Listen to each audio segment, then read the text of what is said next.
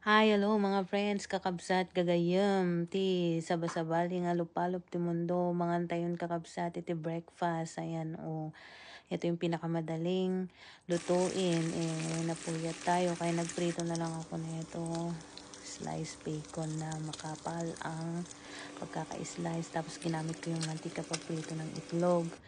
Ayan, tapos nagset na rin ako ng tsaa. Si lola nyo ay mahilig sa tsaa. Ayan, yung gamit ko. Habang nagpapakulo ako ng tubig, sinet ko na siya. Ayan, may mga bowl at yan, nung kumulo na yung tubig, binuhos ko na yung kumukulong tubig sa pot. Ayan, masarap mag-tea guys pagkatapos kumain. Ayan, nakakadagdag ng nakakatulong ito sa ating digestive system. Pag mahina yung digestive mo, lalong makakatulong ang tsaa at nakakapagpaganda din ng kutis. Ayan.